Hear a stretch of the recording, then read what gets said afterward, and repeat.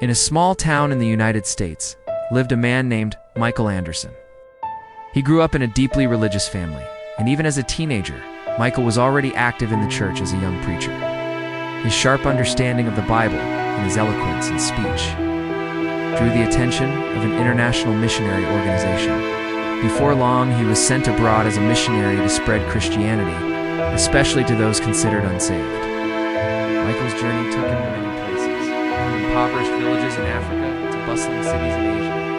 But there was one country that touched his heart in ways he had never imagined. Egypt at first. He arrived with fiery enthusiasm, carrying his Bible and leaflets filled with invitations. Yet the longer he stayed, the more he noticed something unique about the Muslim community around him. One afternoon, Michael sat at a small tea shop in Cairo. From a nearby mosque, the Islamic call to prayer echoed across the city. The sound gripped his heart. For someone used to prayers and hymns, this was different. Felt a strange peace wash over it. He observed merchants, taxi drivers, even playful children suddenly pause and rush toward the mosque. To him, it looked like a symphony of life moving in perfect harmony. His curiosity grew stronger. Michael began reading the Quran initially with the intention of finding errors or contradictions to use in debates. But instead, he found verses that deeply moved him, such as, Allah does not burden a soul beyond that it can bear. Quran 2-286. This verse struck him. He remembered how often he had felt crushed under the demands of his missionary organization. Yet here was a religion that acknowledged human limitations.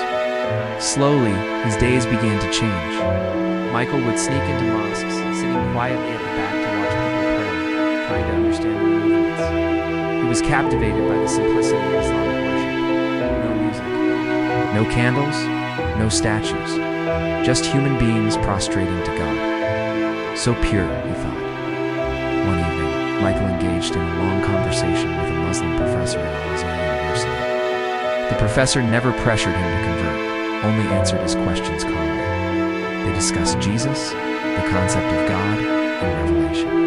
The professor said gently, "We Muslims love Jesus dearly, but we place him as God has described, a noble prophet, not God."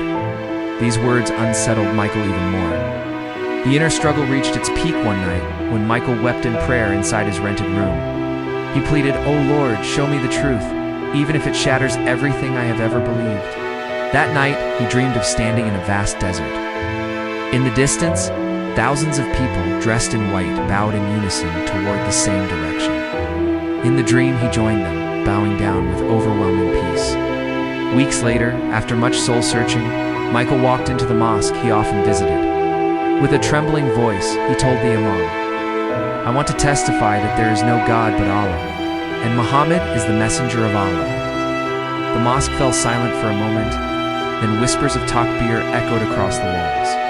Tears streamed down Michael's face. For the first time in his life, he felt truly home.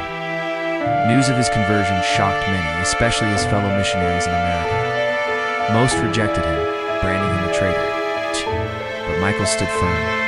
He moved permanently to Cairo, studied Islam deeply, learned Arabic, and dedicated his life to spreading Islam not through force, but through kindness and example.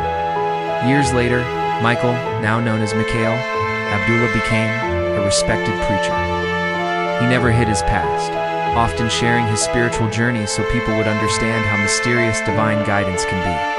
He would say, "I came to Egypt to change others, but instead, Allah changed me." Today, Mikhail Abdullah lives in a peace he had never known before. Each time he hears the Adhan, he remembers the early days when its sound first knocked on his heart. He smiles, bows down in prayer, and praises Allah, who guided him from darkness into light.